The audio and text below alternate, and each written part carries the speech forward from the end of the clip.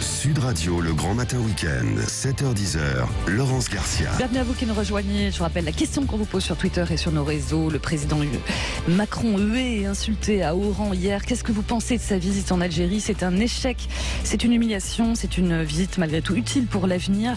Pour l'instant, vous êtes 76% à considérer que c'est une humiliation, 18% que c'est un échec. Vous continuez bien sûr à voter et poster vos commentaires. On en débat tout de suite. Sud Radio, le débat de la semaine.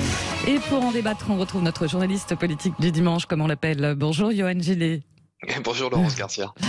Le politologue Jean Petot, auteur du livre L'appel du 10 juin 1940, usage politique d'un mythe, qui sortira le 9 septembre prochain aux éditions Le Bord de l'eau. Bonjour et bienvenue Jean Petot. Bonjour. Alors messieurs, je vous laisse aussi partager les commentaires. Ça vote énormément sur ce sondage, avec notamment David qui nous écrit comment peut-on vouloir retrouver une certaine grandeur en se faisant traiter de la sorte. Il y a aussi Claudia qui nous écrit les Algériens ont hué Macron, ils n'ont pas hué les Français. Ou encore Dan qui nous écrit il revient avec une seule proposition, un match de foot entre l'Algérie et la France, mais quelle honte. Alors Johan Gillet, je commence par vous. J'imagine que vous avez vu ces images de bain de foule chahuté de Macron, tout sourire au milieu d'une foule qui scandait pour certains des insultes ou d'autres le slogan One, Two, Three, Viva l'Algérie. Comment vous avez interprété ces images, vous? D'abord, ce sont des images. Oui. Donc, comme ce sont des images, il faut faire attention au cadrage, aux effets d'optique. Il y a des Algériens qui ont hué Macron, qui ont crié One, Two, Three, Viva Algérie. Tant mieux, c'est l'Algérie. Donc, je suis très content qu'ils aient des slogans en faveur de leur pays. Bon. Je pense que le président, vous savez que je suis plutôt sévère à l'égard d'Emmanuel Macron dans vos émissions. Là, je n'y suis pas. Je n'y suis pas parce que je pense qu'il est dans son rôle. Nous sommes à 60 ans de l'indépendance de la guerre d'Algérie. Il est important d'avoir des accords, comme c'est le cas là ici, qui permettent de, comme il disait, renouveler leur engagement, inscrire leurs relations dans une dynamique de progression irréversible. C'est comme ça que le texte qui va être signé entre les deux pays va permettre de partir sur de nouvelles bases. Moi, je pense qu'il est dans son rôle. Il est temps maintenant que, pour pouvoir traiter d'égal à égal avec l'Algérie, nous puissions montrer de manière très symbolique que les relations sont des relations nouvelles. Je pense que non, il n'y a pas d'humiliation de la France. Au contraire, il y a une humilité de la France, pas une humiliation, à venir comme cela et à une fois pour toutes maintenant dire que la France traite à égalité avec l'Algérie. Par contre, il a fallu cette humilité, parce que forcément, toujours de l'humilité. La grandeur naît de l'humilité. Donc cette humilité, elle était essentielle. Nous sommes dans un moment, en plus, nous n'avons pas besoin de confrontation diplomatique supplémentaire. Je dirais par contre aux Algériens qui ont hué Emmanuel Macron, avec ce souvenir de la colonisation d'il y a 60 ans, que j'aimerais bien qu'il soit aussi dur, parce que l'opinion publique n'est pas dure du tout avec la Russie, avec les néocolonisateurs russes et chinois. Je pense que les Algériens devraient s'émouvoir du sort de l'Ukraine, que la Russie tente de recoloniser, et du sort de Taïwan, qui cherche à obtenir son autonomie. Ça devrait leur parler, ça, aux Algériens. Et étonnamment, comme il y a des business qui se renforcent, notamment sur la question des hydrocarbures, là, il y a beaucoup moins, comment dirais-je, de tempêtes du côté du peuple algérien. J'aimerais bien que les valeurs ne soient pas toutes oubliées dès qu'il s'agit de gros sous. Donc on voit bien que comme tous les autres pays, comme tous les autres peuples, il y a l'indignation à géométrie variable. Jean Petot, vous avez vu, vous, une humiliation ou pas dans ces images de bain de foule du président Macron? Je partage très très largement l'analyse de Johan Gillet, y compris d'ailleurs le début de son propos, donc je vais pas paraphraser ni reprendre, mais je suis complètement d'accord avec ce qui a été dit. Et vous vous souvenez de ce titre d'un très beau livre d'Henri Rousseau à propos de Vichy, Vichy, un passé qui ne passe pas, ça s'applique à la France. Et d'une certaine façon, on peut utiliser bien sûr cette expression dans la relation très compliquée entre la France et l'Algérie, ou entre l'Algérie et la France, où on a le sentiment que, autant d'ailleurs du côté algérien, et j'allais dire peut-être aujourd'hui plus du côté algérien que du côté français, il y a une difficulté à non pas faire passer le passé, mais à regarder le passé de manière, j'allais dire, à la fois pleine d'humilité, c'est ce qu'a dit Johan, mais aussi dans une sérénité qui convient finalement à une recherche historique. Alors, moi, je pense que la France n'a pas été humiliée dans cette séquence d'hier. Vous savez, savez, tout ce qui vient de manifestations spontanées en Algérie et plus globalement d'ailleurs dans de très nombreux pays du monde, c'est souvent très peu spontané et souvent aussi destiné à frapper par le biais des médias une opinion publique internationale. C'est pas la première fois que le nom de France ou que le drapeau ou que des représentants de la France se font siffler. Ça arrive régulièrement à l'occasion de matchs de foot. La Marseillaise a été sifflée, je crois, il n'y a pas très longtemps en Algérie à l'occasion d'une rencontre de football. Bon, il ne vous aura pas échappé que le football n'est pas, et une enceinte de football n'est pas forcément le meilleur endroit pour que s'exprime la sérénité. C'est sûr, non, c'est sûr. Alors vous parliez forcément l'un et l'autre des questions mémorielles, hein, donc va être créée une commission franco-algérienne d'historiens, hein, notamment. Ça, c'est très important. Voilà, c'est très très important. Et pour le coup, c'est plutôt ça que je crois qu'il faut retenir. Je suis d'accord. Ouais. Et au-delà des images, comme vous dites. Mais en même temps, oui, Johan, Gillet. Non, mais c'est-à-dire que c'est ça, il faut savoir ce qu'on veut. J'écoutais Jean-Luc Mélenchon qui critiquait le président Oui, on en parlera Macron, d'ailleurs tout à l'heure sur l'université. Ouais. Voilà, sur les questions effectivement aussi des hydrocarbures, du gaz, comme quoi les Italiens nous seraient passés devant, que nous aurions mal géré cette affaire-là, et donc que le président de Macron finalement ne nous rend pas service en allant là-bas. Il faut savoir ce qu'il veut aussi Jean-Luc Mélenchon, parce que lui qui a toujours appelé justement à ce que la France reconnaisse en Algérie voilà les éventuelles fautes, on va dire, de l'histoire, parce que j'aime pas parler de fautes quand on parle d'histoire, on parle d'éléments historiques effectivement qu'il ne faut pas reproduire, des changements de trajectoire parce que les peuples évoluent, les civilisations évoluent et qu'effectivement tout n'est pas à copier dans le passé, n'est pas à poursuivre. Mais au regard de ces fautes de l'histoire, je trouve que là, la France, elle a fait son job depuis 60 ans. Hein, ça a été progressif. Bon, n'oublions pas aussi que c'est pas parce qu'il y a eu un pays colonisé que ça le rend bon et pur par essence. Hein, je veux dire, les harkis ont aussi été massacrés, il y a eu énormément de violence des deux côtés. Ce sont des batailles politiques, géopolitiques de l'histoire. La France a fait son job. Jean-Luc Mélenchon devrait être très content qu'aujourd'hui, la France dise « nous parlons d'égal à égal, nous voulons construire un partenariat ». Sachons de temps en temps reconnaître les avancées humaines et civilisationnelles quand elles sont là. Voilà, moi je trouve que c'est très important. En même temps, donc il y a cette question mémorielle, hein, avec cette histoire de commission franco-algérienne, mais aussi le président Macron voulait aussi lancer un message, comme il a dit, à la jeunesse et à l'avenir, parce que forcément la jeunesse algérienne, ce passé qui ne passe pas, comme vous disiez, Jean Petot, c'est pas de leur génération non plus. C'est pas plus de la génération de la jeunesse algérienne d'ailleurs que de celle de Emmanuel Macron, puisque il est dans cette situation.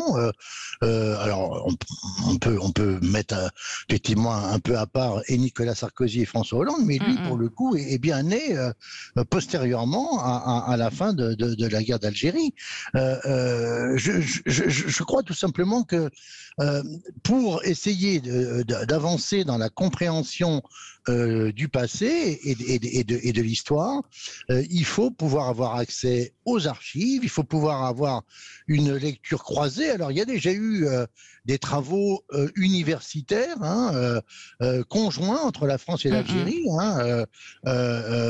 Benjamin Stora et Mohamed Larbi ont publié un ouvrage il y a à peu près une quinzaine d'années très intéressant avec une vingtaine d'historiens, 10 Français, 10 Algériens. Bon, ce qu'il faut savoir quand même, c'est que ça vous aura pas échappé, mais l'Algérie n'est pas vraiment un modèle de démocratie.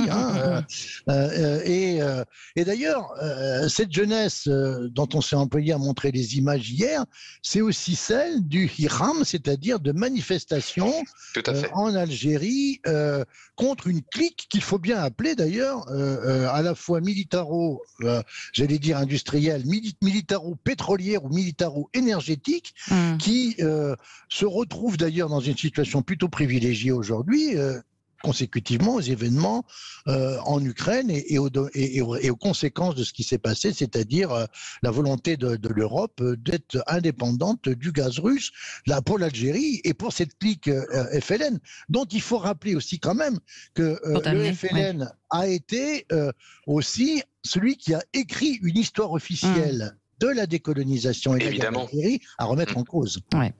Écoutez, messieurs, restez avec nous. On poursuit bien sûr ce débat et on parlera également des universités d'été de la NUPES qui se termine aujourd'hui et justement des dernières déclarations contre le gouvernement de Jean-Luc Mélenchon. Restez avec nous, on revient dans quelques instants. Sud Radio, il est 9h15. Sud Radio, le débat de la semaine. Allez, sur Sud Radio à 9h17, c'est la suite de notre débat avec le journaliste politique Yohann Gillet et le politologue Jean Petot. Autre sujet avec vous, messieurs, on va parler des universités d'été de la NUPES, un ordre dispersé qui se termine aujourd'hui.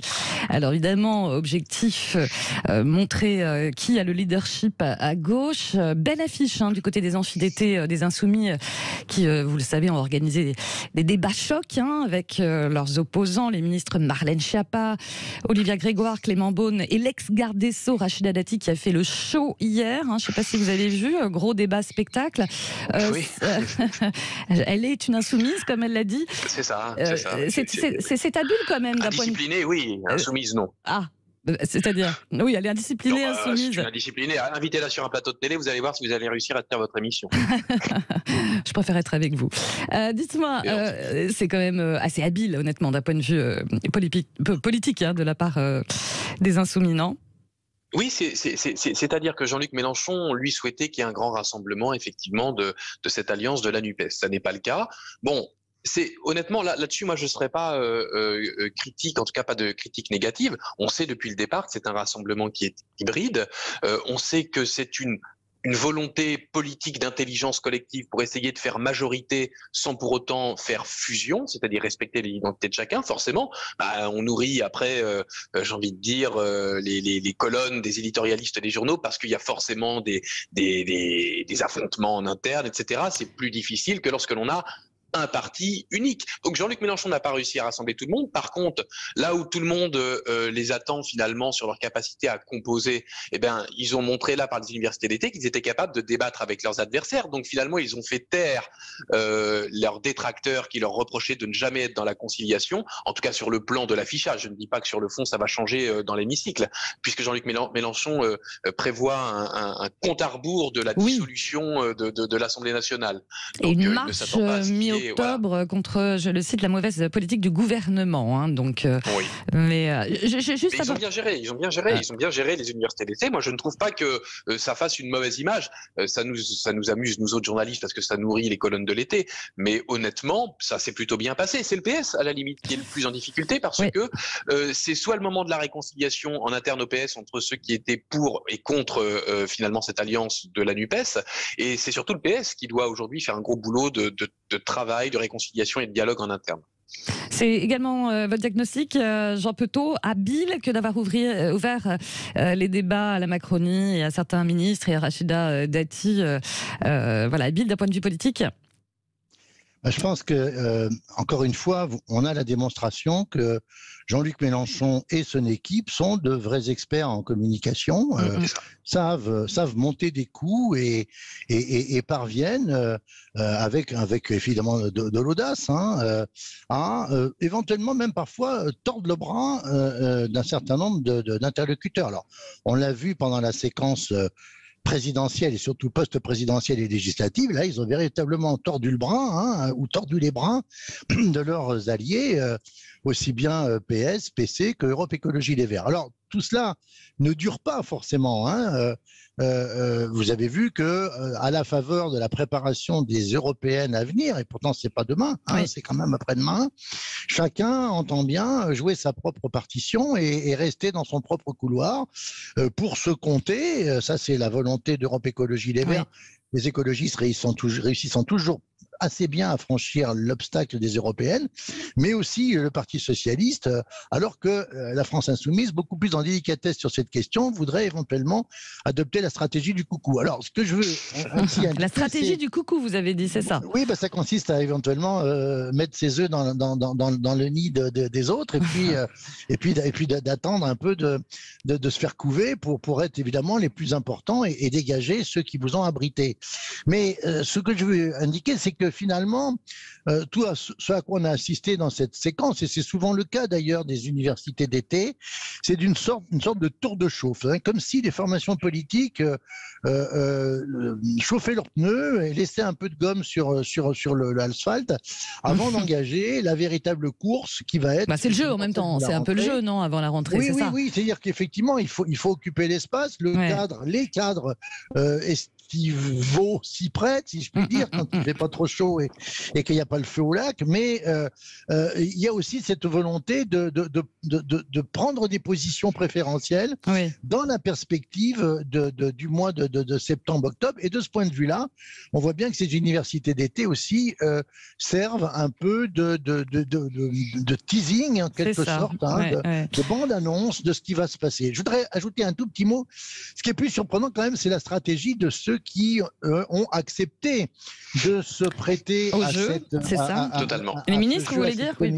Oui, je pense en particulier, je vois pas l'intérêt de se pointer dans un débat. Par exemple, ça a été le cas entre à la France Insoumise, Marianne Chapin, et puis d'autres Olivier Grégoire, Clément Beaune. Olivier Grégoire qui s'est fait face à Alexis Corbière, si j'en ai bien... Non, Olivier Grégoire, c'était face à Adrien Quatennens, il me semble. C'était Quatennens, excusez-moi. Oui. C'était Schiappa versus Alexis Corbière, voilà. Pour les castings. Oui, on a un peu l'impression de duel un petit peu annoncé pour faire du monde. Et j'ai cru comprendre qu'Olivier Grégoire s'était fait huer pratiquement à chacune de ses interventions face à Adrien Quatennens. Ah, moi j'ai vu, pas totalement. Puis en plus, c'est se défendre. On n'a pas lu les mêmes retours de presse. Ce que je veux dire par là, c'est que les effets d'annonce peuvent parfois apparaître un peu comme un peu artificiels, et cette mise en scène n'est pas forcément, à mon sens, destinée à réconcilier fondamentalement la totalité des Français avec le jeu politique, car c'est vraiment du jeu politique, oui. Oui, jeu politique, Yohann Gélé. Oui, très, très rapidement. Bon, on parle des européennes. On sait aussi qu'ils sont en train d'étudier la question pour 2027 d'une candidature potentiellement unique à la présidentielle. Pour moi, la NUPES n'est pas faite pour durer. C'est un outil politique d'un instant pour réussir à limiter la casse, l'expansion de ce qu'on va appeler l'indécence.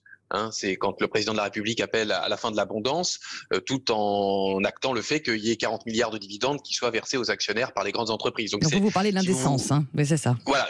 C'est de l'indécence, oui, bien sûr. La politique d'Emmanuel Macron, à mes yeux, au regard de la façon dont elle est menée, au-delà de mes propres convictions politiques, la façon dont c'est mené, c'est indécent. C'est-à-dire que les mots employés ne correspondent jamais à une réalité acceptable pour la population. C'est un vrai problème de vocabulaire, un vrai problème de considération, bref, peu importe, des valeurs et des repères de l'opinion publique. Donc, la NUPES n'est pas faite pour durer.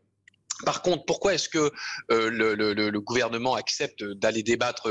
Tout simplement parce qu'aujourd'hui, ils n'ont plus les rênes. Et s'ils veulent ensuite, demain, pouvoir potentiellement, à certains moments, passer en force à l'Assemblée nationale, il faut qu'ils aient des preuves aux yeux de l'opinion pour dire, vous avez vu, nous avons accepté de débattre, y compris en dehors de l'hémicycle. Nous nous sommes rendus chez vous, nous ne vous sommes pas hostiles. Donc, à un moment donné, soyez vous aussi dans la position de nous faire confiance et de nous donner une légitimité, puisque nous ne sommes pas des ennemis, mais des adversaires. Et donc, de temps en temps, des adversaires, c'est capable d'aller dans le même sens. Donc, tout le monde est en train de s'acheter une visibilité au regard de l'opinion pour justifier et préparer les coups pas toujours très propres qui vont bientôt venir au sein de l'hémicycle. Oui, Laurence. Faut terminer très rapidement. Oui, allez-y. Rapidement, Jean Je voudrais juste indiquer, pas contredire Yohann, mais sur la durabilité de la NUPES, j'ai fait partie de ceux, effectivement, qui ont indiqué qu'il s'agissait d'un accord électoral pour les législatives et pas d'autre chose. Bon, simplement, rapidement, Jean. Je dis pas avec le temps, mais on constate quand même qu'il y a un début de convergence. En tous les cas, il y a des éléments qui rendent un peu plus viable ce qui devait être peut-être simplement un effet électoral. Je ne suis pas persuadé que la disparition de la NUP va être aussi rapide que cela. Ça va être peut-être plus compliqué et plus vivant encore. Mais on verra ça en cette rentrée. Vont arrêter ça. La laïcité sera un point de clivage, à mon avis, et nous serons là pour le rappeler. Exactement. En tout cas, merci beaucoup Jean Petot d'être intervenu ce matin, et grand merci bien sûr à vous, Yohann Gélé, de nous avoir accompagnés tout cet été pour ces débats. Merci à vous.